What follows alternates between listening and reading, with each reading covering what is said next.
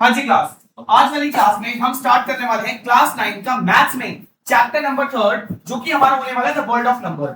मैंने जब last time आपको जब बुक्स रिलीज नहीं हुई थी, मैंने आपको पुरानी बुक से कराया था फर्स्ट चैप्टर रियल नंबर। ये चैप्टर ऑल दो वैसा ही है, ठीक है। इस चैप्टर का जो इंट्रोडक्शन होने वाला है real number, natural number, whole number, ये मैं ऑलरेडी पहले आपको बुक्स रिलीज से करा चुका हूं, इसलिए मैं उससे नहीं, मैं सीधा एक्सरसाइज से स्टार्ट करूंगा। क्या कोई बच्चा ऐसा है जिसको भैया इंट्रोडक्शन दोबारा चाहिए हो? बेसिक चीज है, कुछ भी नया नहीं था। मैंने आपको बताया रियल नंबर क्या होते हैं, होल नंबर क्या होते हैं, natural number, even number, odd number, इन सब चीजों को मैंने दोबारा बताया था। क्लियर है बच्चे? अब हम वो स्टार्ट करूंगा क्लास में होगा कि इजी चैप्टर, कुछ भी हार्ड नहीं है, ठीक है, कोई दिक्कत नहीं है। आगे स्टार्ट करते हैं। बाकी रूट वाले नंबर, टर्मिनेटिंग, डेसिमल, एक्सपेंशन, इन सब चीजों के बारे में लास्ट टाइम बताया था, वही सब चीजें चैप्टर में, कुछ भी चीज में नहीं। स्टार्ट करते हैं। आइए टाइम पहले बच्चे, आइए हम सीधे यहाँ पे एक्सरसाइज से स्टार्ट करते हैं।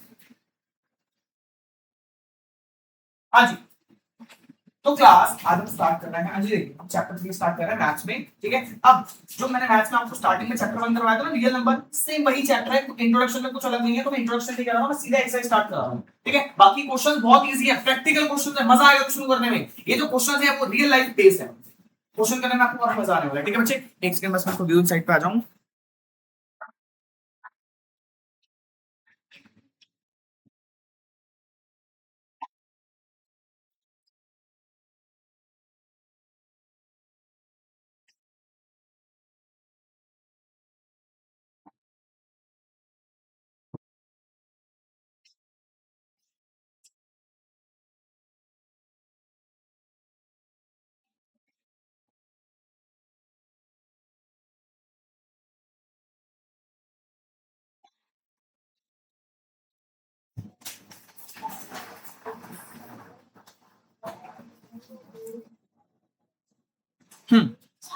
तो स्टार्ट करते हैं क्लास।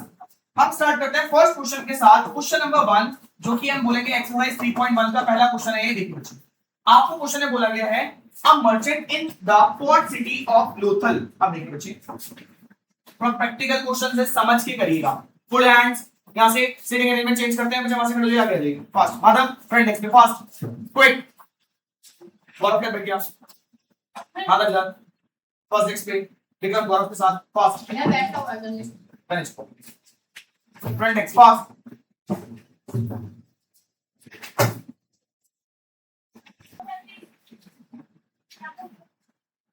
हाँ जी, तो देखिए फर्स्ट क्वेश्चन में क्या बोला गया, अ merchant in the port city local. तो भैया लोकल एक जगह है, ये पोर्ट सिटी है। पोर्ट सिटी का मतलब क्या होता है, मतलब ये समुद्र के किनारे है, यहाँ पर जो है जहाज उतरते हैं, जहाजों से माल उतरता है और जहाजों में माल चढ़ता है, मतलब बंदरगाह टाइप की जगह है, ठीक है। अब वहां पे एक व्यापारी है, ठीक है। Local is a merchant in the port city of local is exchanging bag of spices for copper ingots. अब देखो भैया, आपको बोला गया है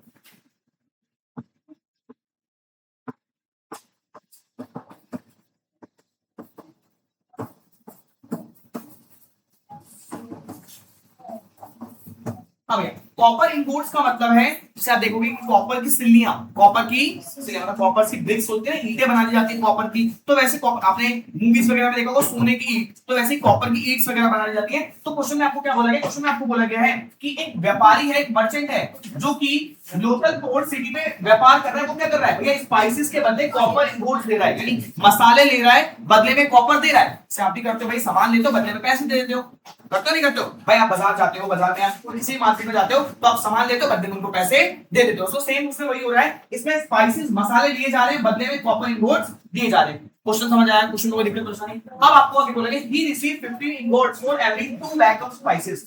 अब एक सेकंड,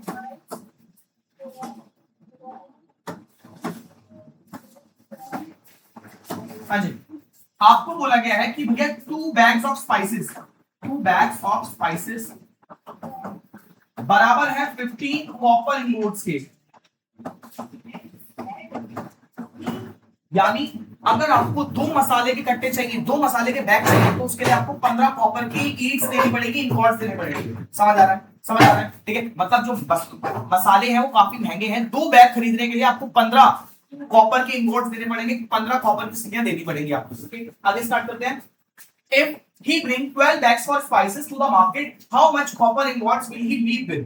अब मान लीजिए अगर उसको 12 बैग चाहिए, 2 बैग्स के लिए तो उसको 15 वॉट चाहिए, अगर उसको 12 बैग चाहिए, कितने बैग चाहिए, तो उनको कितने कॉपर इनगोट्स मिलेंगे या कितने कॉपर इनगोट्स उनको देने पड़ेंगे, ये आपको बताना है। ठीक है, तो सबसे पहले हम ये निकालेंगे कि एक बैग या फिर एक कॉपर इनगोट के लिए हमें कितने, एक कॉपर इनगोट के लिए हमें कितना बैग्स मिल रहे हैं। ठीक है, सबसे पहले रेडियो वैल्यू निकालते हैं, पहले समझते हैं इसको।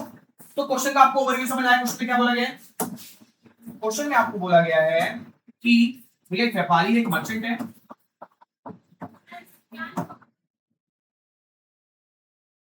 हाँ एक मर्चेंट है जो कि क्या कर रहा है, वो बोल रहा है भैया 2 बैग्स, भैया 2 बैग मसालों के लिए, स्पाइसेस के लिए आपको 15 कॉपर इनपुट्स देने पड़ेंगे, अभी 15 कॉपर किस लिए आपको देनी पड़ेगी ये बताना है आपको। ठीक है, अब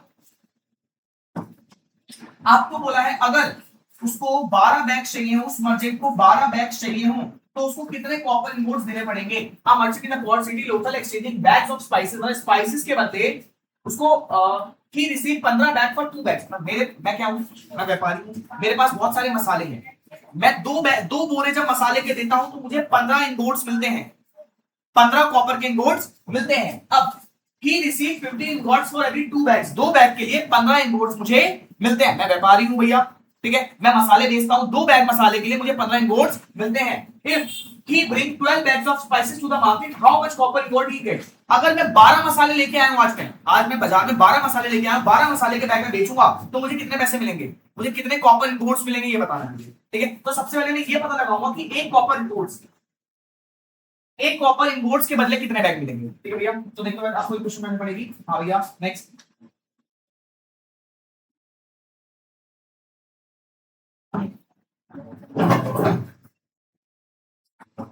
price of 1 bag of spice. भैया देखो, 2 बैग के लिए 15 कॉपर इनगोट्स मिल रहे हैं, तो एक बैग के लिए कितना मिलेगा, ये देखो ये तो मुझे मल्टीप्लाई है, वहां तक डिवाइड हो जाएगा, वहां तक इसी क्वेश्चन आपको क्या बोला था, 2 बैग्स के बदले 15 कॉपर के इनगोट्स देने पड़ते हैं, 15 कॉपर के इनगोट्स देने पड़ते हैं। ठीक है, तो एक बैग के बदले कितना देना होगा भैया, हाँ 7.5, ये मल्टीप्लाई है, वहां तक डिवाइड हो जाएगा, तो 15/2 कॉपर इनगोट्स, 15/2 कॉपर इनगोट्स। तो मुझे ये पता चला कि एक बैग के लिए 15/2 कॉपर इनगोट्स देने पड़ते हैं। अब 12 बैग के लिए कितने देने होंगे। ठीक है, copper ingots for 2 bag, copper ingots for 12 bag of spices, bag of 12 bags पे हो जाएगा। भैया देखो, एक बैग के लिए कितने देने पड़ते हैं, 15/2, तो 12 बैग के लिए उसको 12 से मल्टीप्लाई कर देंगे, तो 6 15 6 90, तो 90 कॉपर इनगोट्स। क्लियर था, थोड़ा बहुत समझ आया। एक बार दोबारा से देखो, क्वेश्चन आपके लिए फर्स्ट क्वेश्चन है भाई, न्यू एक्सरसाइज है, थोड़ा बहुत अटपटा लगेगा, ये आपको तो लगेगा था।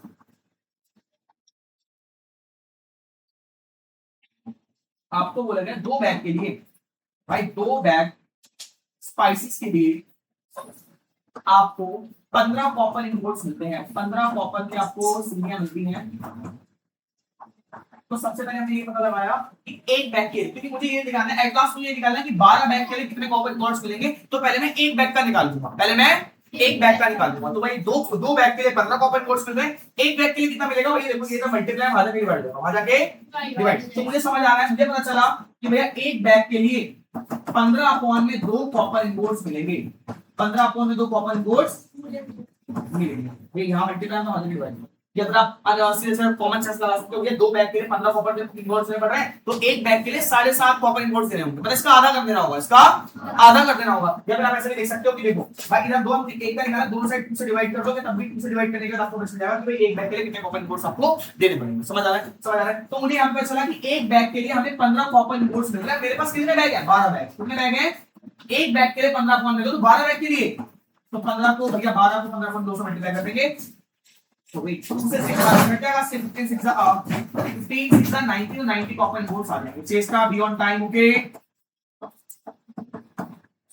बियॉन्ड टाइम, कल से टाइम, ठीक है बच्चे। हाँ दोबारा देखते हैं दोस्तों को चेस्टा भैया। हम स्टार्ट कर रहे हैं मैथ्स के चैप्टर नंबर 3, ऑलरेडी आपने कर रखा है, इंट्रोडक्शन नहीं कराया है, क्योंकि जब मैंने ओल्ड बुक से करवाया था आपको चैप्टर 1, इंट्रोडक्शन सेम रहने वाला है। ठीक है, मैं सीधा एक्सरसाइज से बढ़ रहा हूं। आज हमारा टारगेट है कि हमें 3 एक्सरसाइज करनी है, 3.1 3.2 3.3। तो मेरे साथ पूरी निष्ठा के साथ बने रहो, अपना कॉन्फिडेंस कम मत होने दो और जल्दी एक्सरसाइज पूरी करेंगे। 3 एक्सरसाइज आज करेंगे, 2 एक्सरसाइज कल करेंगे, उसके बाद एंड ऑफ चैप्टर एक्सरसाइज और 3 से 4 दिन में चैप्टर फिनिश। क्लियर है? ओके, आगे स्टार्ट करो। समझ आया क्वेश्चन? भैया 2 बैग के लिए 15 कॉपर इंगोट्स देने पड़ रहे थे, 2 बैग के लिए 15 कॉपर इंगोट देने पड़ रहे थे। तो बोला गया 12 बैग के लिए कितने कॉपर इंगोट देने पड़ेंगे, कितने इंगोट्स मिलेंगे? तो पहले मैंने निकाला 1 के कितने मिलेंगे, पहले मैंने निकाला 1 के कितने मिलेंगे। यहां 2 था, मल्टीप्लाई में 1000 चला गया, डिवाइड है, तो 1 के लिए 15.2, 1 के लिए 15.2। अब 1 का पता चल गया, 12 का निकालना क्या मुश्किल बड़ी बात है। तो भाई मैंने 1 का पता चला तो उसको मैंने 12 से मल्टीप्लाई कर दिया, आ गया मेरे पास 90। 12 बैग्स के लिए 90 कॉपर इंगोट्स मुझे मिलेंगे। भाई मैं कौन था? स्पाइसेस का व्यापारी था, मैं बैग बेच रहा था, तो 2 बैग बेचने 15 मिल रहे थे, तो 12 बैग बेचने में कितने मिलेंगे? 90 कॉपर वो मिलेंगे भाई, 90 कॉपर की सिलियां मिलेंगी। हाँ वैसे भी कर सकते थे आप, अगर आप 7.5 को 12 से मल्टीप्लाई करोगे तब भी सेम आंसर आएगा, यू कैन डू। ठीक है, आप चेक कर सकते हो, इधर देखिए। हाँ भाई देखो, आपने कहा भैया 2 बैग के लिए 15 मिल रहा है, तो 1 बैग के लिए 7.5 मिलेगा, 1 बैग के लिए 7.5, तो 12 बैग भाई 7.5 को 12 से मल्टीप्लाई करो, सेम आंसर आएगा। ओके, कोई इशू नहीं है, समझ आ रहा है? ठीक है, आप क्वेश्चन को किसी भी तरीके से कर सकते हो, बट मैंने आपको स्टैंडर्ड फॉर्मेट बताया है कि पहले आपको 1 का निकालना होगा, फिर सबके निकालोगे इस फॉर्मेट से। ठीक है, हम मल्टीप्लाई मार डिवाइड रहेगा, आपके पास 1 की वैल्यू आ जाएगी, फिर जितने बोले निकालो। ओके, सेकंड क्वेश्चन में बढ़े, बहुत बढ़िया। नेक्स्ट आगे क्वेश्चन में बोलते हैं, अब आगे क्वेश्चन में बोला गया भाई 4 ही क्वेश्चन जल्दी करेंगे, समझेंगे। क्वेश्चन नंबर 2 में क्या बोला गया है? क्वेश्चन नंबर 2 में बोला गया look at the sequence number on the column of the इशिरो बोन। अब आपको इशैंगो बोन के बारे में बोला गया। भैया देखो इशैंगो बोन क्या होता है, आज का आपका ये होमवर्क है, आपको इशैंगो बोन के बारे में सर्च करके लाना है। भैया you can use chat GPT, Google, किसी बड़े से सकते हो, हिस्ट्री का इस्तेमाल कर सकते हो, किसी भी चीज का इस्तेमाल कर सकते हो। आपको इशैंगो बोन के बारे में पता लगाना है, मैं आपको बता देता हूं क्या है इसके बारे में। देखो यार, इशैंगो बोन क्या है? नाइल रिवर के पास, नाइल रिवर के पास जब खुदाई की जाती है तो बहुत पुराने समय की, आप कह सकते हो 2000 बीसीई, मतलब 20,000 बीसीई, इतनी साल पुरानी एक बोन मिली जिसको बोला गया भैया इशैंगो बोन, इशैंगो बोन। अब इस पे ना जो आदि मानव थे, पुराने टाइम के लोग थे, उन्होंने इनको कुछ लकीरें खींच रखी थी। इस पे क्या कर रखी थी भैया? कुछ लकीरें खींच रखी थी, आपको ये ऊपर भी दे रखा है, इस तरीके से लकीरें आपको मिल जाएंगी। ओके, अब आगे स्टार्ट करते हैं। एक सेकंड क्लास पॉज करता हूं। हाँ जी, तो व्हाट आई सेड, आपको इशिंगो बोन के बारे में थोड़ा रिसर्च करके लानी है। मैंने आपको बस एक ओवरव्यू दिया है कि इशिंगो बोन क्या है भैया। नाइल रिवर के पास खुदाई में एक बहुत पुरानी बोन मिली थी, जिससे पुराने समय में लोग ऐसी लाइन लकीरें खींचा करते थे, मतलब कुछ होता होगा। तो आप इस पे पूरा आर्टिकल रीड करेंगे तो आपको थोड़ी इन्फॉर्मेशन मिलेगी, देन आपको बताना। जैसे आपको इतना काम नहीं है इससे, ठीक है। इशिंगो बोन के बारे में आपको पीछे थोड़ा बहुत दिखा रखा होगा, एक सेकेंड। हाँ, तो इस तरह से लाइनें लकीरें खींच सकती थी, ठीक है। अगर आपको इशिंगो बोन के बारे में ज्यादा जानकारी है तो आप आराम से रीड कर सकते हो पैराग्राफ, ठीक है। अगर आप चाहोगे तो मैं ग्रुप पे भेज दूंगा। आगे ऊपर दे रखा है, ठीक है। हाँ, तो आगे बोला गया look at the sequence of the number on one column of the Ishango bone 11, 13, 17, 19. What do these numbers have in common? List the next 3 number that fit in the pattern. आपको बोला गया भैया इसमें जो नंबर्स लिखे हुए 11 लिखा हुआ है, 13 लिखा हुआ है, 17 लिखा हुआ है, 19 लिखा हुआ है, ये किस पैटर्न को शो कर रहे हैं? ये किस पैटर्न को शो कर रहे हैं? और आगे के 3 नंबर बताने हैं आपसे, इसके आगे के 3 नंबर भी बताने हैं। पहले पार्ट में आपको बताना है क्या पैटर्न है, दूसरे पार्ट में बताना है आगे के 3 नंबर क्या है। तो भैया कोई बता सकता है मुझे? 11, फिर 13, फिर 17, फिर 19, तो ये कौन से नंबर्स है? इवन नंबर तो नहीं है बच्चे, ये है प्राइम नंबर्स, ये है प्राइम नंबर्स। सर आप भी थोड़ा आंसर दो ताकि मुझे पता चले आपको कितना आता है। ये क्या है? प्राइम नंबर है भैया, ये सारे नंबर क्या है? तो पैटर्न में क्या लिखोगे? All these number are prime number, all these numbers are prime number, ये सारे के सारे नंबर जो है प्राइम नंबर। क्लियर है बच्चे? आगे अब आपको बोला गया आगे के 3 नंबर बताने हैं। तो भाई 19 के बाद अगला प्राइम नंबर कौन सा होता है? 23, 23 के बाद 24 नहीं होता, 25 नहीं होता, 26 नहीं होता, 27 नहीं होता, 28 नहीं होता, 29, इसके बाद 31। ठीक है भैया, सेकंड क्वेश्चन में कोई दिक्कत? सेकंड क्वेश्चन में आपको बोला गया था भैया एक इशिंगो बोन थी, उसमें भाई कुछ लाइंस लिखी हुई है, टेलीमार्क्स की लाइन लिखी हुई है, आपको बताना है क्या पैटर्न शो कर रही है। तो आपने लास्ट क्लास में मैंने आपको जब फर्स्ट चैप्टर करवाया तो मैंने सारे नंबर्स के बारे में बताया भाई, नेचुरल नंबर क्या होता है, इवन नंबर क्या होता है, होल नंबर क्या होता है, प्राइम नंबर, कंपोजिट नंबर, सारे नंबर्स के बारे में आपको, ट्विन प्राइम नंबर सबके बारे में बताया था। तो उसी में आपको देख के पता चलेगा भैया कोई थर्ड फोर्थ क्लास का बच्चा बता देगा जिसने अगर even number prime prime number close number पढ़े होंगे तो बता देगा सारे प्राइम नंबर है। तो पहला क्वेश्चन बहुत आसान है, सारे के सारे प्राइम नंबर है। दूसरे बोला था आगे 3 नंबर, तो आगे के 3 प्राइम नंबर बता दिए हमने। कोई दिक्कत, समझ आ रहा है बच्चे, किसी को कोई डाउट, समझ आ रहा है? और बढ़िया, आगे देखते हैं। हाँ जी, थर्ड क्वेश्चन में क्या बोला गया है? थर्ड क्वेश्चन में बोला है we know that the natural number are close under addition. अब भैया क्लोज्ड क्या है? मैंने आपको क्लास 8 में प्रॉपर्टीज ऑफ नंबर बताया, properties of rational number, properties of rational number बताई थी। इसमें मैंने आपको क्लोजर प्रॉपर्टी,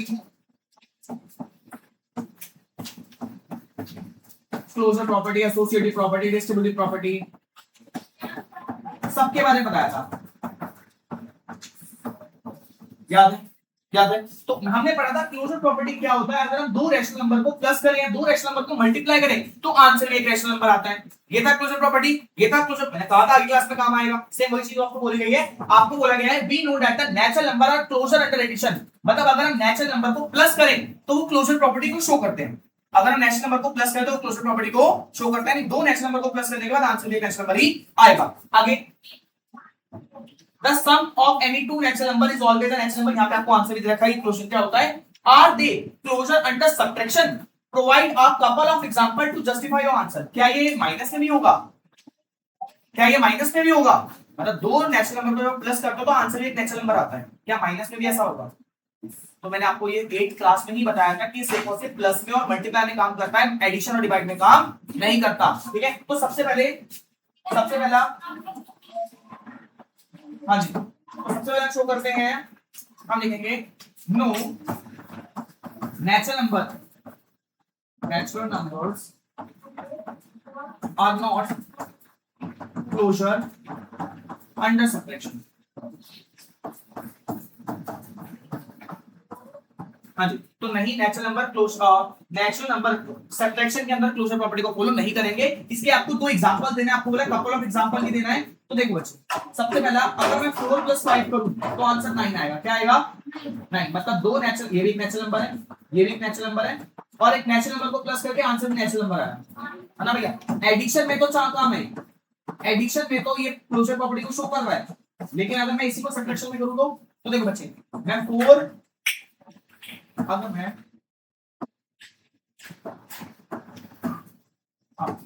मैं 5 - 4 करूंगा, मैं माइनस में देख रहा हूं भाई, एक नेचुरल नंबर है, ये भी एक नेचुरल नंबर है, लेकिन आंसर हमारा 4 - 5 करूंगा तो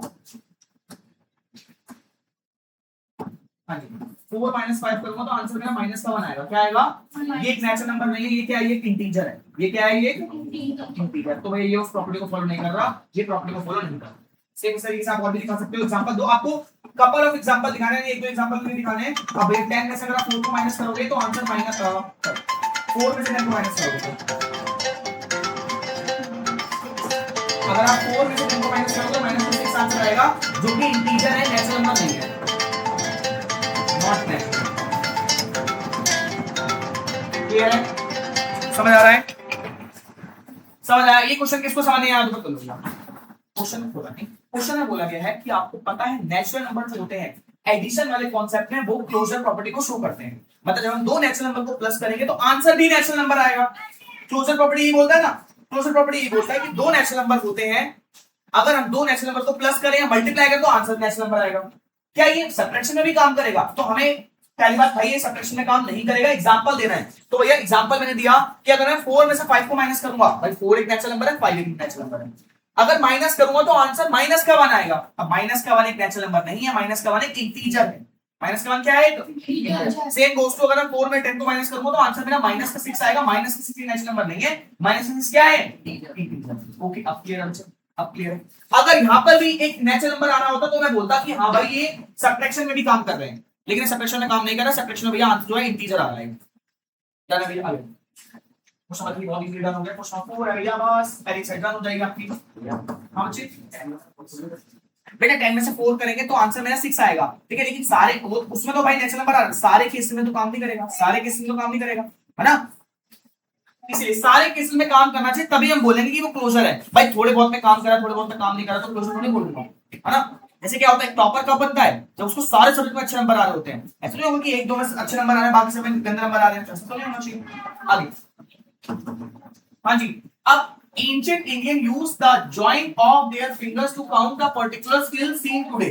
अब भाई पहले के समय में क्या करते थे भैया, फिंगर्स के जॉइंट्स हैं, यहाँ पे आपको अपने में हाथ देखो भैया, हमारे हाथ की तस्वीर है, ठीक है, अपने हाथ देखो भैया, भैया ये जॉइंट्स दिख रहे हैं आपको, वन जॉइंट, टू जॉइंट। तो भैया पहले के टाइम पे जॉइंट्स का इस्तेमाल करते हैं किसी चीज को काउंट करने के लिए, और वो आज के टाइम पे भी काम करता है। 1 2 3 4 5 6 7 8 9, ठीक है। आगे, ईच फिंगर हैज 3 जॉइंट, तो भाई सब में 3 जॉइंट, तो 1 2 3, तो 3 पोर्शन होता है सभी फिंगर्स में। अब and the thumb is used to be count, और भाई थंब को ऐड नहीं करेंगे, फिंगर्स की बात करी गई है, थंब को काउंट करने के लिए इस्तेमाल करते हैं, थंब को काउंट करने के लिए इस्तेमाल करते हैं। आगे, how many can you count on one hand, how does this related to the ancient days 12 counting system. अब आपको बोला है आप एक हाथ से कितने नंबर को गिन सकते हो। तो सबसे पहले वी कैन काउंट, इसका आंसर भाई पहले हम बोला था एक हाथ से कितने काउंट कर सकते हो, तो वी कैन काउंट, भाई एक उंगली में तीन जॉइंट्स हैं, एक उंगली में 3 जॉइंट्स और कुल 4 उंगलियां हैं, तो 12, ठीक है। तो we can count 12 using one hand, ठीक है। तो भाई आप एक हाथ का इस्तेमाल करके 12 तक गिन सकते हैं, एक हाथ का इस्तेमाल करके 12 तक, जो मान लो 1 2 3 4 5 6 7 8 9 10 11 12, इससे आगे नहीं बढ़ सकते, खत्म गिनती, इससे आगे गिनती खत्म। आगे, how does this related to the ancient days 12 counting system. तो भाई ये पहले के टाइम से रिलेटेड कैसे है, ठीक है। तो हम लिखेंगे it is same as ancient time, nowadays also people use this 12 counting system. तो भाई आज के टाइम पे भी लोग इसका इस्तेमाल करते हैं। भाई मैं जब बच्चों को एडिशन सब्ट्रैक्शन सिखाता हूं तो मेरे सामने बहुत सारे जो बच्चे होते हैं वो ऐसे ही काउंट कर रहे होते हैं, ठीक है। समझ आ रहा है, जूनियर क्लास के बच्चों को देखना वो ऐसे ही काउंट करेंगे। समझ आ रहा है बहुत। आगे देखो, आगे समझ आया भाई। 4 क्वेश्चन थे पहले एक साइड पर 4 क्वेश्चन पहले बोला गया था भैया देखो, 2 बैग मसालों के बदले 15 हमें कॉपर के 15 कॉपर के इंगॉट्स देने पड़ते थे। तो 12 बैग के बदले कितने देने होंगे, तो पहले मैंने निकाला 1 बैग के बदले कितने होंगे भाई, 2 उधर मल्टीप्लाई वहां से डिवाइड हो गया 15/2, 15 यानी 1 बैग के बदले 15/2 कॉपर के इंगॉट्स होते हैं। अब 12 के लिए 12 को 15/2 से मल्टीप्लाई करते हैं 90 आ गया। पहला क्लियर है। दूसरा बोला था कि भैया बोन के ऊपर 11 13 17 19 लिखा हुआ है, ये किस पैटर्न को शो कर रहे हैं। तो मैंने देखा भाई सारे के सारे प्राइम नंबर है, अपने टेबल में आते हैं और 1 के टेबल में आते हैं। अब आगे 3 नंबर लिखना है, आगे 3 नंबर लिख दिए। नेक्स्ट क्वेश्चन में बोला गया था कि आपको पता है कि नेचुरल नंबर एडिशन के केस में क्लोजर प्रॉपर्टी को शो करते हैं, क्या सब्ट्रैक्शन में भी करते हैं, तो सब्ट्रैक्शन में नहीं करते, सिर्फ एडिशन और मल्टीप्लाई में काम करते हैं। एग्जांपल देखिए, ठीक है बच्चे। फोर्थ क्वेश्चन में बोला गया था भाई एंशिएंट टाइम में उंगलियों से गिनते थे, तो बताओ कि एक हाथ से कितने गिन सकते, तो एक हाथ से हम 12 गिन सकते, 3 3 3 3 3 4 12 12 गिन सकते थे। और ये पहले के समय से कैसे लेते थे, तो मैंने बोला पहले के टाइम पे जैसे गिनते थे आज के टाइम पे वैसे ही गिनते हैं, कई आज के टाइम पे कई लोग इसका इस्तेमाल करते हैं। क्लियर है, पहले एक्सरसाइज आपकी डन, पहले एक्सरसाइज आपकी डन। आगे देखते हैं। हाँ जी, नेक्स्ट क्लास को स्टार्ट करने से पहले आपको जरा ये ब्रह्मगुप्तास रूल्स ऑफ फॉर जीरो पढ़ने। ब्रह्मगुप्ता जी ने जीरो के लिए कुछ रूल्स दिए थे, बहुत इजी है, जो आपने बेसिक क्लास में पढ़ रखा है सेम वही है। थर्ड फोर्थ फिफ्थ क्लास में जब आपने एडिशन और सब्ट्रैक्शन करना सीखा था ना, तभी आपको बता दिया गया था, बट वही है, थोड़ा सा हमें इसको पढ़ना है क्योंकि आगे काम आने वाला है। तो इन्होंने क्या रूल्स दिए थे, तो भैया ब्रह्मगुप्ता रूल फॉर जीरो क्या था। पहला रूल था when zero is added to a number the number remain unchange. जब किसी भी नंबर में हम जीरो ऐड करते हैं तो वो नंबर वैसा का वैसा ही रहता है, उसमें कोई चेंज नहीं आता, कोई चेंज नहीं आता। क्लियर है। आगे second, when zero is subtracted from the number remain unchange. Same, जब जीरो में से किसी नंबर में जीरो को माइनस करते हैं तब भी नंबर अनचेंज रहता है। जीरो का मतलब कुछ भी नहीं। मैंने आपको क्या बताया था, प्लस माइनस में जीरो का मतलब कुछ भी नहीं। जैसे आपको मैं बोलूं भाई 736 प्लस जीरो, तो जीरो मतलब है ही नहीं कुछ, 736 रहेगा। मैंने आपको बोला 9 4 5 6 माइनस जीरो, तो जीरो का मतलब कुछ नहीं, प्लस माइनस में जीरो का मतलब कुछ नहीं, जीरो का मतलब कुछ नहीं, तो हमारा 9 4 5 6 ही आंसर आएगा। क्लियर है, समझ आ रहा है। ये क्या पढ़ रहे हैं हम, ब्रह्मगुप्ता जी के जीरो के रूल पढ़ रहे हैं। तो पहले रूल हमने क्या पढ़ा भैया, किसी भी नंबर में जीरो को प्लस करेंगे नंबर अनचेंज रहेगा, किसी भी नंबर में जीरो को प्लस कर माइनस करेंगे नंबर अनचेंज रहेगा, वैसे का वैसा ही रहेगा। तो एक दो नंबर है वो एक का ही रहेगा। ठीक है, आगे देखते हैं। When any number is multiplied by zero, the result is zero. अब मल्टीप्लाई और डिवाइड वाला केस आ रहा है, ये प्लस और माइनस वाले केस थे हमारे। ठीक है। प्लस और माइनस वाले केस में क्या होता है, जीरो मतलब कुछ नहीं, जीरो मतलब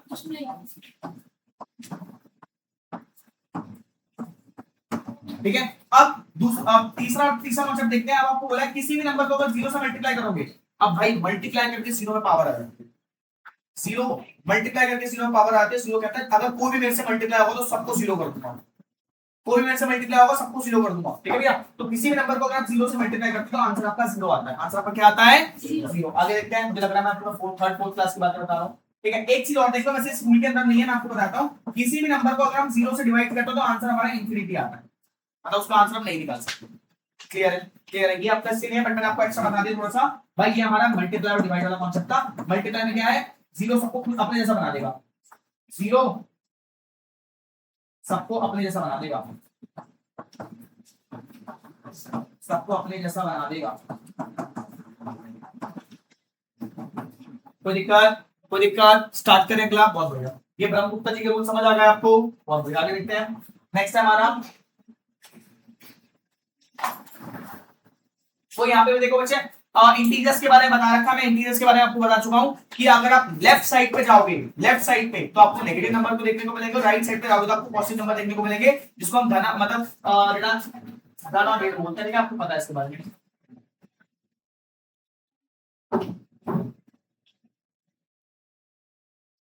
चलो भाई, बहुत बढ़िया, बहुत बढ़िया। इधर देखिए, अब हम स्टार्ट कर रहे हैं एक्सरसाइज 3.2। क्या मतलब, क्या भैया, नए एक्सरसाइज को नए फर्क से करो।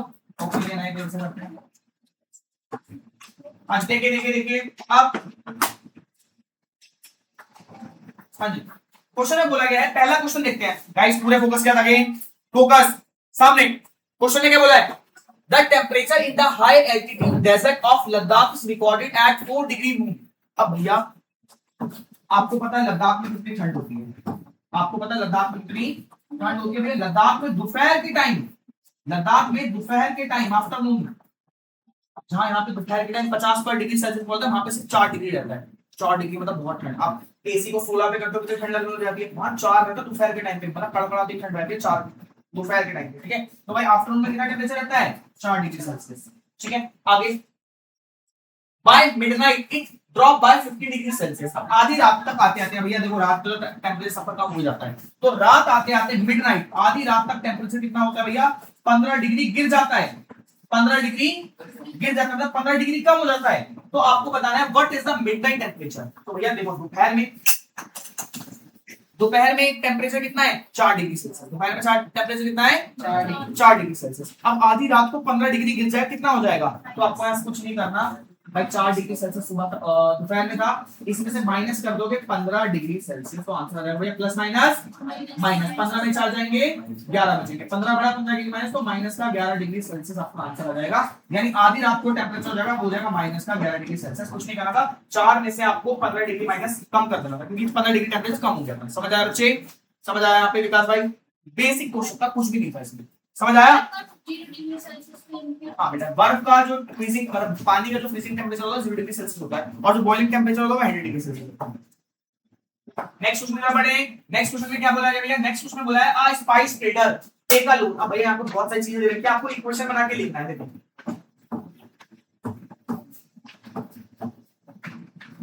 आ spice trader take a loan. सबसे पहले भैया एक स्पाइस ट्रेडर की बात करते हैं।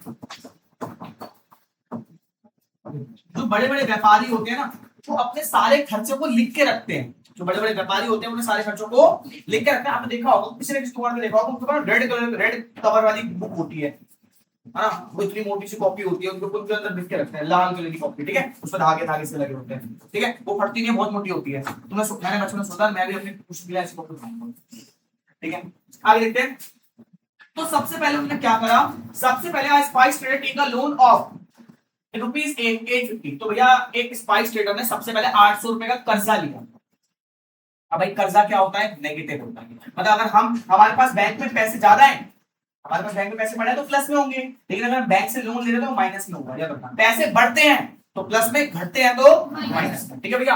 तो सबसे पहले उसने क्या करा भाई, लोन लिया। तो लोन को हम कैसे दिखाएंगे, माइनस का 850, माइनस का 850। अब आगे क्या करा, the next day he make a profit of 1200। अगले दिन उसको क्या हुआ, अगले दिन उसको भाई प्रॉफिट हुआ 1200 रुपए का, प्रॉफिट हुआ 1200। बहुत बढ़िया भाई। प्रॉफिट वालों प्लस, लॉस होता तो माइनस करते, लॉस होता तो माइनस करते, ठीक है। The following weeks he include a loss of ₹450, और एक हफ्ते में उसको 450 का लॉस हुआ। भैया क्या हुआ अगले हफ्ते, नेक्स्ट वीक, अगले हफ्ते क्या हुआ भैया, उसको लॉस हुआ 450, ठीक है। Write the sequence as an equation using integers and calculate the final financial standing. अब आपको इन सबको आपको एक इक्वेशन की फॉर्म में लिखना है और फाइनल अंडरस्टैंडिंग देनी है, ये बताना है कि कुल मिला के आप उसका कितना पैसा है, कि वो घाटे में है, हानि में है, कितना है, ये आपको बताना है। तो सबसे पहले हम इसकी इक्वेशन बनाते हैं। तो भैया इक्वेशन तो आपके सामने बनी हुई है। सबसे पहले माइनस का 850, इसे प्लस कर देंगे भैया 1200, ठीक है। और फिर डेट लगाने की जरूरत नहीं थी यहाँ पे।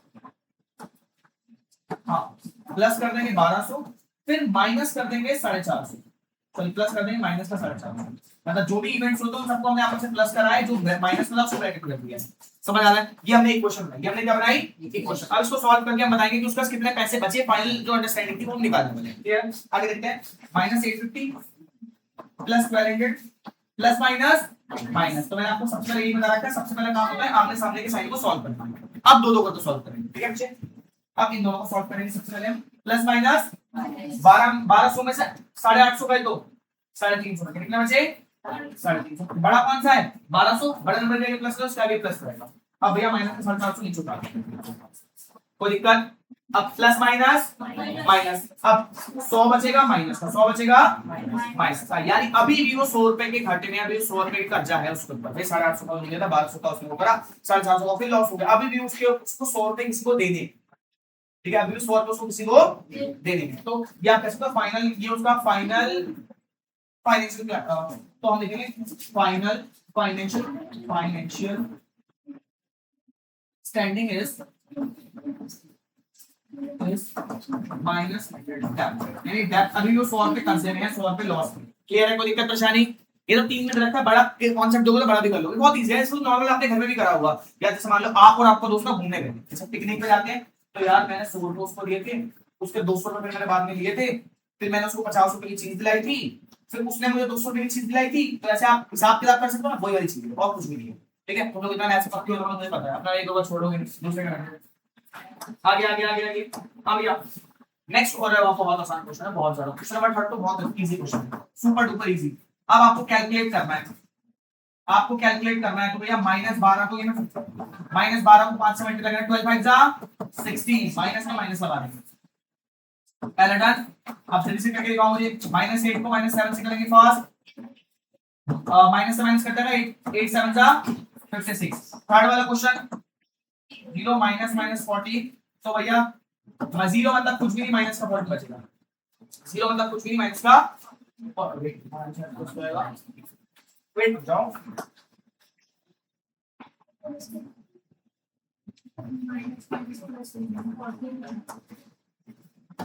नहीं 0 माइनस प्लस 40, तो भाई प्लस का 40 बच जाएगा, ठीक है, ठीक है भाई। माइनस प्लस प्लस का बस 40 बच जाएगा, ठीक है। आगे देखते हैं फोर्थ वाले कॉन्सेप्ट पे। फोर्थ कॉन्सेप्ट बोला है 20 -20 डिवाइड बाय 4, ठीक है। तो इसका मतलब -20 ऊपर आ जाएगा, 4 नीचे आ जाएगा, 4 5 20 माइनस का, तो आंसर आएगा माइनस का 5। क्या कोई दिक्कत, क्या कोई दिक्कत? थर्ड क्वेश्चन हो गया बहुत इजीली, ठीक है, बहुत इजी क्वेश्चन है, मजा आ रहा है। अगर भैया सेकंड फर्स्ट चैप्टर जितना मुश्किल, सेकंड चैप्टर जितना मुश्किल, इसमें थोड़ा सा तुम्हें रियायत दे दी है, इसमें कहा जी लो इतनी जिंदगी, क्या पता है एंड ऑफ द कॉन्टेक्स्ट वाला हार्ड आ गया, इसमें समझ आ रहा है। अच्छा क्वेश्चन था, बहुत बढ़िया। बाकी जो बच्चे चैप्टर कर चुके हैं उनको पता है कि चैप्टर ऐसा जितना मुश्किल नहीं है एज कंपेयर टू फर्स्ट और सेकंड, ठीक है। आगे देखते हैं। अब क्वेश्चन नंबर 4, क्वेश्चन नंबर 4, इसको नेक्स्ट पेज पे चलते हैं। क्वेश्चन नंबर 4 में क्या बोला गया? क्वेश्चन नंबर 4 काफी अच्छा क्वेश्चन है, समझ लो उसको बहुत अच्छे से। अब पूरा अपना माइंड को फ्रेश रखो, सामने देखो। क्वेश्चन नंबर 4 में क्या बोला है? Explain using a real world example. आपको एक एग्जांपल देके समझाना है, आपको एग्जांपल देके समझाना है। Why subtracting a negative number is the same as adding a positive number। अब मतलब किसी नेगेटिव नंबर को माइनस करना प्लस करने के बराबर होता है। जैसे मान लीजिए मेरे पास 100 रुपए, ठीक है, 100 रुपए। अब मैं उसमें से एक माइनस का नंबर ऐड कर रहा हूं, उसमें से मैं सबसे करूं प्लस ऐड कर रहा हूं। 100 में 50 ऐड करा, कितना है आंसर? अब मेरे को बोला गया क्वेश्चन में कि माइनस वाले नंबर को सब्ट्रैक्ट करना, माइनस वाले नंबर को सब्ट्रैक्ट करना प्लस के बराबर ही होगा, प्लस के बराबर ही होगा। तो करके देखते हैं। तो भाई 100 है, अब मुझे इसमें से माइनस करना है एक माइनस वाला नंबर, माइनस करना है माइनस वाला नंबर, और क्या ये एडिशन के बराबर ही आएगा, तो करके देखते हैं। तो भाई 100 माइनस माइनस प्लस 50, तो ये भी 150 आया। तो भाई सही बात है ये तो, यानी किसी माइनस वाले नंबर को माइनस करना प्लस करने के बराबर ही होता है, कि माइनस माइनस प्लस, किसी माइनस वाले नंबर को माइनस करना प्लस के बराबर ही होता है। अब आपको उसको एक रियल लाइफ में बताना है, क्या कोई बच्चा एग्जांपल सोच सकता है इसका? अब हमें इसका कोई रियल लाइफ एग्जांपल सोचना है। हाँ जी, कुछ सोचा आपने?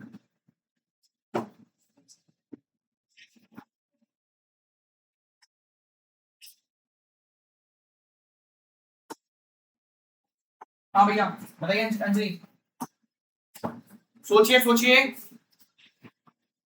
तो क्या बेटा रियल लाइफ एग्जांपल्स में ही आ रहा हूँ।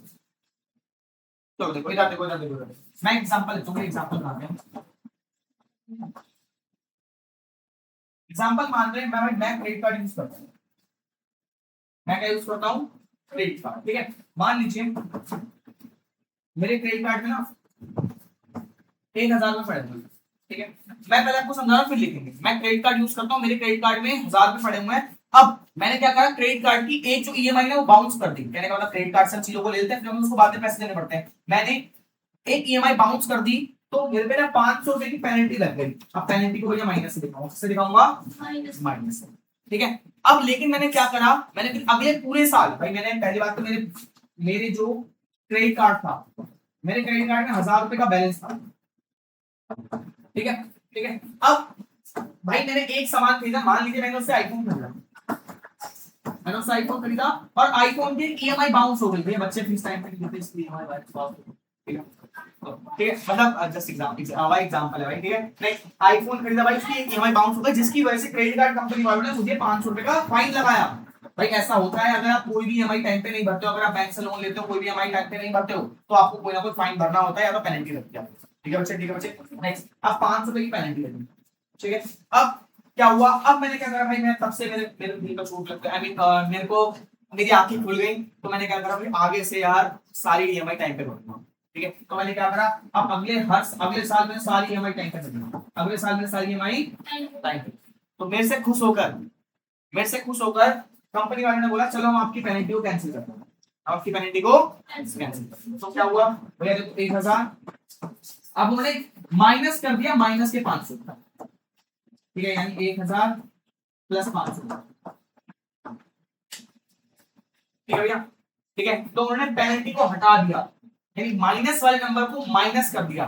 तो किसके बराबर हुआ, इसका इसका मतलब क्या हुआ, इसका मतलब मुझे 500 रुपए की तरफ से बोनस मिला। अब भाई मुझे उन्होंने पेनल्टी को हटाया या 500 का बोनस दिया, एक ही तो बात है भाई। देखो उन्होंने 1000 रुपए मेरे पास है, अगर वो 500 की बोनस दे तब भी मेरे पास 1500 होते, या पेनल्टी को हटाए तब भी मेरे पास 1500 ही होते, ठीक है भाई। अगर मैं आगे कभी पैसे डालता तो मुझे 500 भरने पड़ते हैं, ठीक है। अब क्या हुआ, उन्होंने 500 की पेनल्टी को हटा दिया, माइनस वाले नंबर को हटा दिया, माइनस वाले नंबर को हटा दिया एक बोनस देने की बजाय।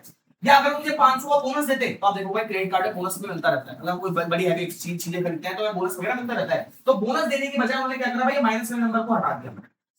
तो दोनों में सेम ही तो बात है, दोनों में सेम ही तो बात है। ये मुझे क्वेश्चन एक्सप्लेन बोला था, ये बोलते हैं कि रियल लाइफ एग्जांपल, तो आपको उसको लिखना पड़ेगा, मुझे इसको लिखना पड़ेगा, ठीक है बच्चे। मैं जरा इसको अच्छे से समझा दूं, बस लिखना लिखना लिखना भैया, समझ तो लिए लिखना है, तो पता तुम बहुत समझदार बच्चे, लेकिन लिखना पड़ेगा। Example, Sohan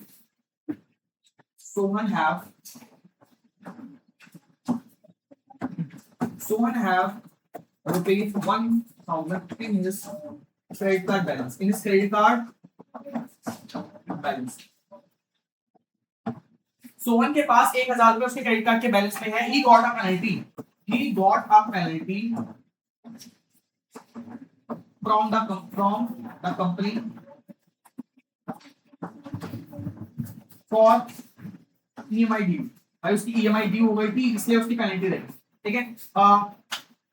after a year when Sonu paid all the bill before time, EMI before time, the company says to cancel plus penalty,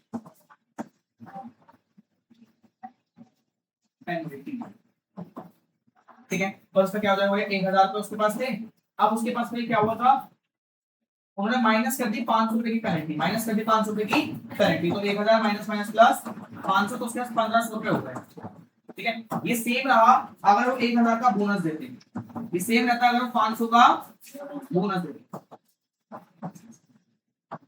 ठीक है। तो यहाँ पे 1500 रुपए, ठीक है। तो मैं लिखता हूँ इट इज सेम एज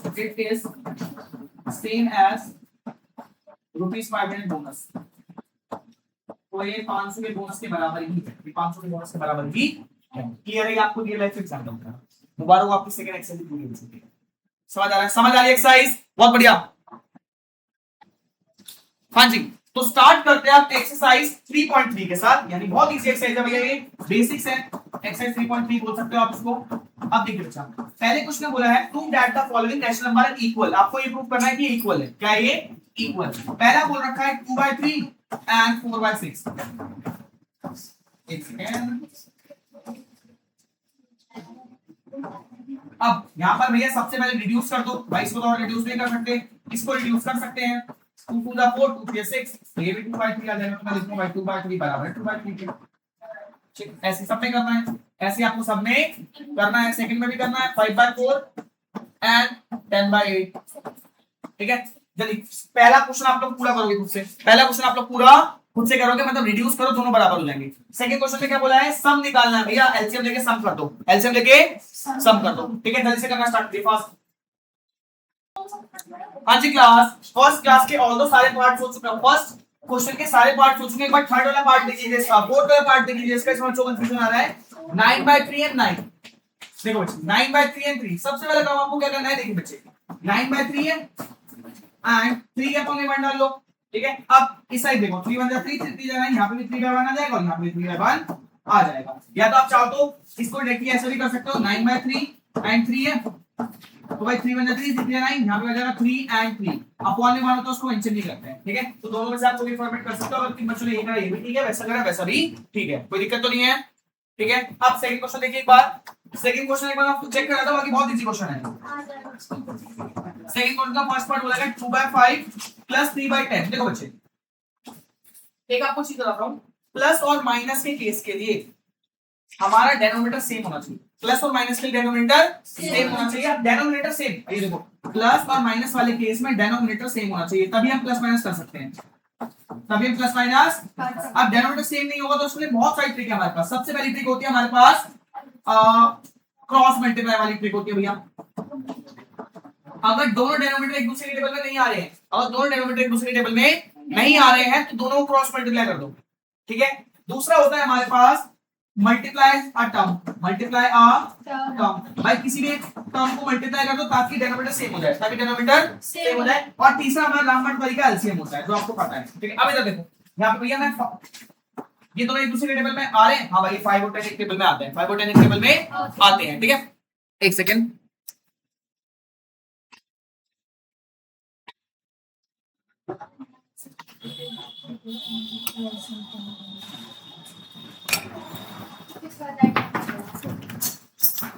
एक सेकंड, अब दे रहा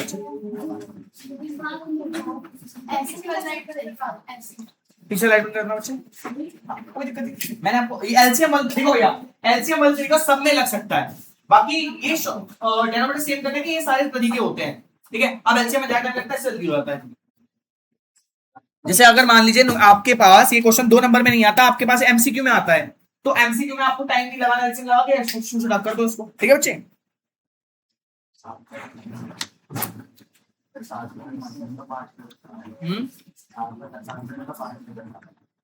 नहीं, आंसर दोनों में सेम आएगा बच्चे, आंसर दोनों में ही सेम आएगा। एलसीएम क्या लगा है,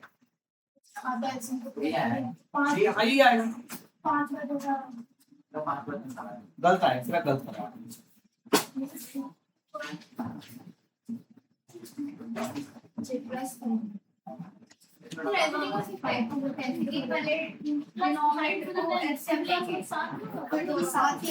मैंने बोला ना भाई, इन तीनों तरीके से कर सकते हो, इन तीनों तरीके से। बाकी ये तीनों तरीके होते हैं। अब ये मेरे को तरीका आसान लगा इसलिए मैंने करा है, बाकी एलसीएम तरीका सब में काम करता है।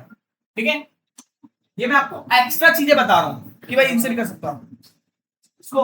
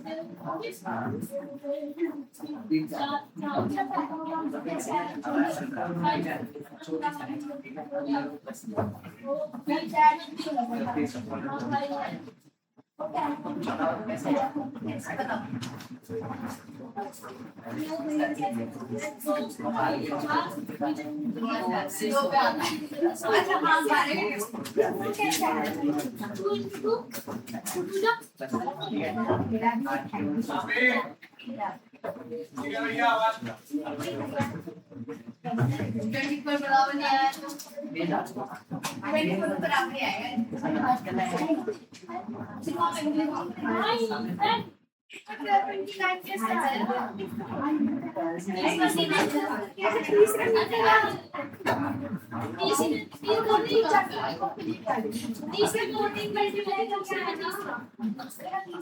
अरे तू तो प्लस होगा वहाँ पे गलत कर रहा है अब देख से भाई अरे 7 प्लस वहाँ पे अरे इतना आसान तो है करवाना तो इसमें प्लस का कितना इसमें माइनस मल्टीप्लाई प्लस अरे इसने पहले मल्टीप्लाई करा माइनस का सब माइनस 1 चले 7 7 यहाँ 7 यहाँ इसका 1 में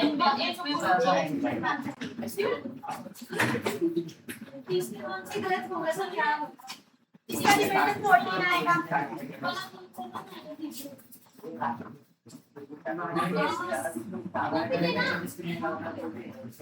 माधव एक यहाँ पे हॉस्पिटल की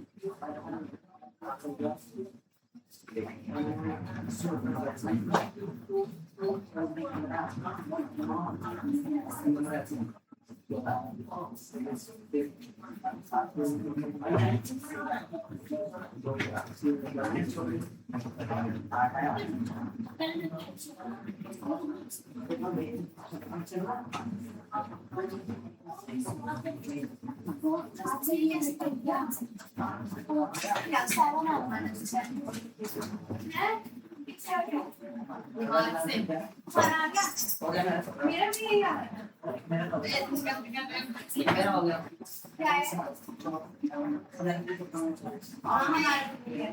और थर्ड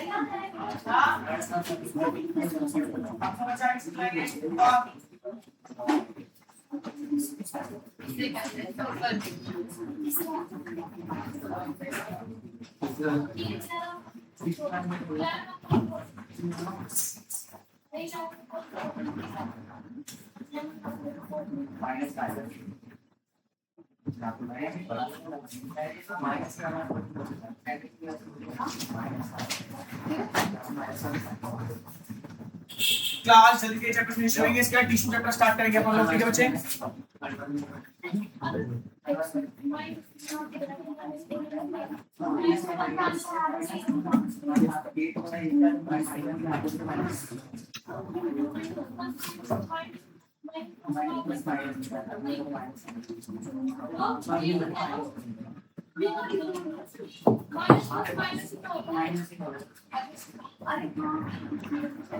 आ गया नहीं आया आ गया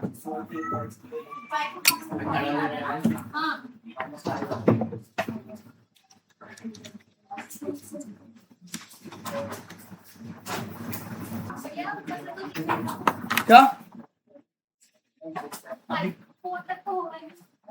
फोर तक हो गए फोर पूरा हो गया है अच्छा पीछे नहीं हुआ बच्चों पीछे नहीं हुआ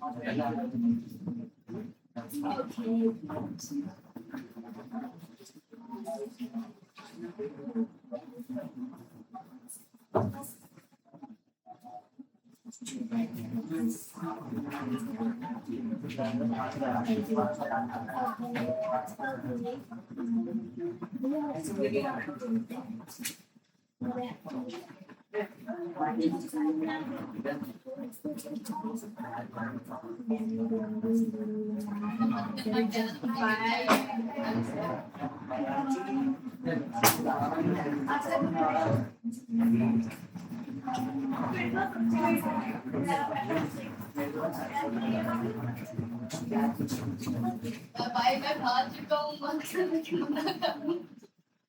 अरे खा तेरे उसकी समझ नहीं मैं ऐसे कैसे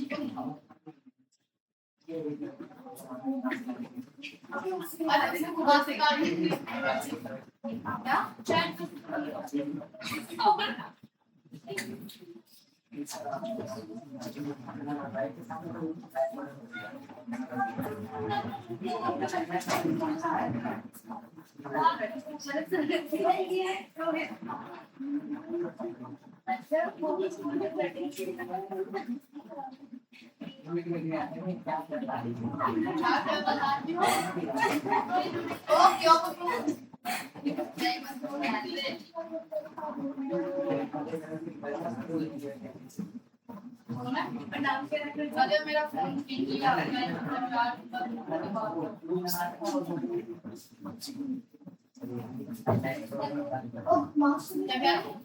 मेरे बारे में नहीं वैसा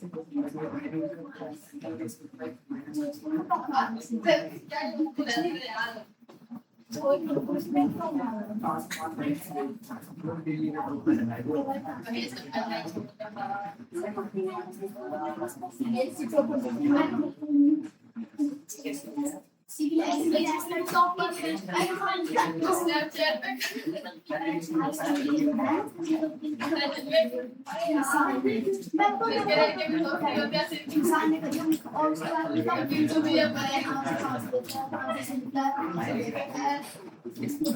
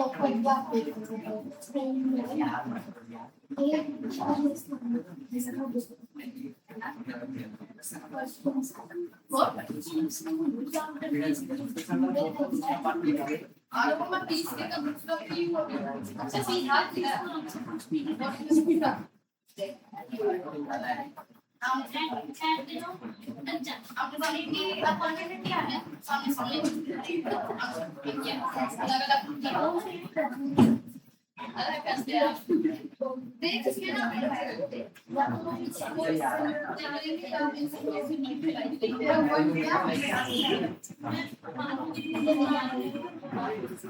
छठा भी करना है छठा भी मुझे मैं कर लूं फिर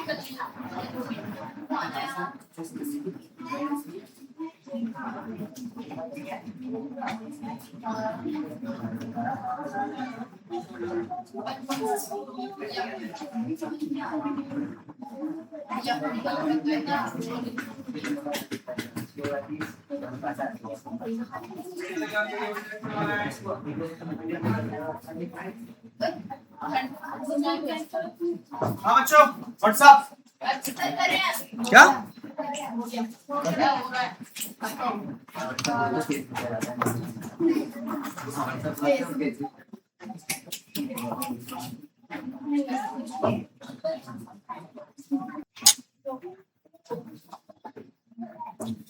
हाँ जी क्लास। तो देखिए अब बाकी आप ये छोटे क्वेश्चंस कर लेंगे। अब हम क्वेश्चन नंबर 6, 7 क्वेश्चन नंबर 8 करते हैं, देन हमारी थर्ड एक्सरसाइज पूरी हो जाएगी। ठीक है, एक सेकंड देखते हैं क्वेश्चन नंबर 6 देखते हैं। क्वेश्चन नंबर 6 में क्या बोला है, शो दैट सब बच्चे लेंगे for your hands 1/2 plus 3/4 bracket close into 8/3 बराबर होगा 1/2 मल्टीप्लाई 8/3 प्लस 3/4 इनटू 8/3। अब देखो बच्चे ये एलएचएस आरएचएस वाले क्वेश्चन है, मतलब इसमें आपको लेफ्ट हैंड साइड को सॉल्व करके राइट हैंड साइड के बराबर दिखाना होगा। ठीक है, देखते कैसे सॉल्व करने वाले हम। पहले सबसे पहले ब्रैकेट सॉल्व करेंगे, तो भाई इसको ऊपर के 2 से मल्टीप्लाई कर दूंगा। एक सेकंड, तो ये हो जाएगा 2/4 प्लस में 3/4 ब्रैकेट क्लोज। पहले लेफ्ट हैंड को सॉल्व कर रहा हूं, तो ये हो जाएगा 4 और 2 और 4 कितने होते हैं, 2 और 3 कितने होते हैं 5/4 इनटू में 8/3। कुछ कैंसिल आउट हो रहा है, हां भैया हो रहा है 4 2 8। अब 5 to the 10 अपॉन में 3, पर यहाँ पे ये आया भाई लेफ्ट हैंड साइड को सॉल्व करके हमारे पास आया 10/3 10/3। अब हमें राइट हैंड साइड को सॉल्व करके यही लाना है।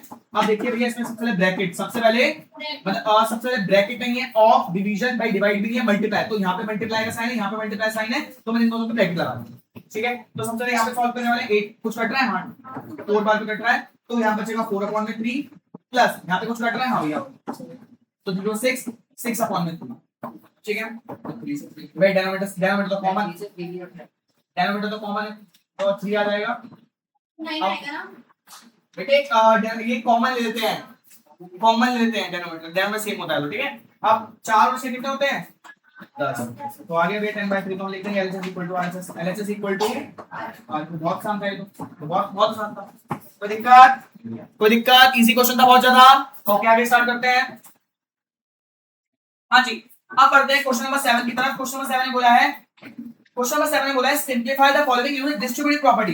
भैया इसको डिस्ट्रीब्यूटिव प्रॉपर्टी सॉल्व करना है। अगर ये नहीं भी बोला जाता कि डिस्ट्रीब्यूटिव प्रॉपर्टी लगानी है, तब भी आपको ये रहता कि भाई ब्रैकेट के बाहर कोई भी नंबर होता है तो वो ब्रैकेट के अंदर के 2 नंबर से मल्टीप्लाई होता है, ब्रैकेट के अंदर के 2 नंबर से मल्टीप्लाई होता है, इसको क्या बोलते हैं डिस्ट्रीब्यूटिव प्रॉपर्टी। भाई क्वेश्चन में बोला है डिस्ट्रीब्यूटिव प्रॉपर्टी लगानी, तो हम एक लाइन लिख देंगे using distributive property, using distributive property.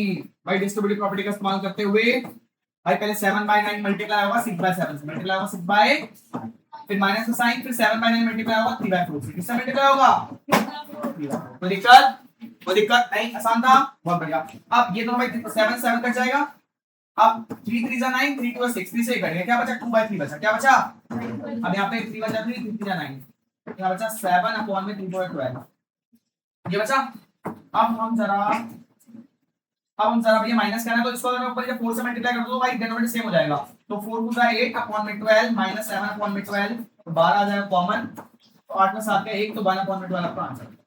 तो दिक्कत बहुत इजी क्वेश्चन था ये भी भाई, छोटे छोटे क्वेश्चन आ रहे हैं। ठीक है, अब करते हैं last question, question number 8। Find the value of x, find the value of number x such that. अब आपको क्वेश्चन दे रखा है 5, ये क्वेश्चन नंबर 8 है आपका।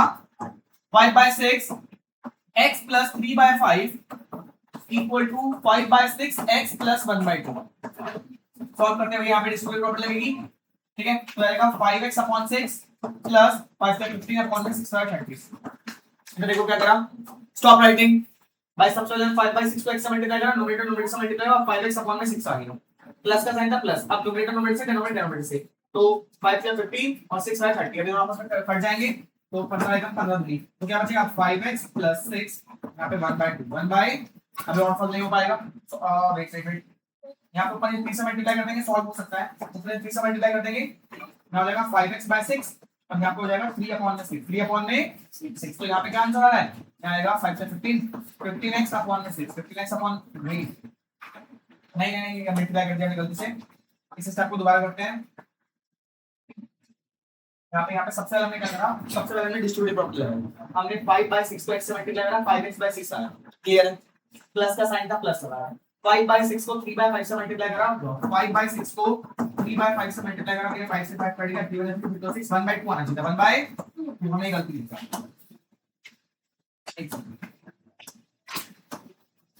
हाँ, यहाँ पे आएगा 1/2, यहाँ पे आएगा 1/2। अब यहाँ पे हम सॉल्व करेंगे, ये ऐड करना है, क्या करना है ऐड।